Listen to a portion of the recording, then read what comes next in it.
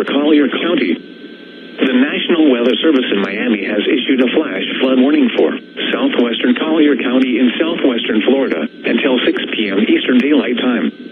At 3 p.m. Eastern Daylight Time, Doppler radar indicated the center of Hurricane Irma was near Marco Island.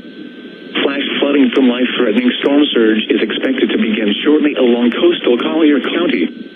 This is a flash flood emergency for Collier County. This is a particularly dangerous situation. Evacuate vertically now.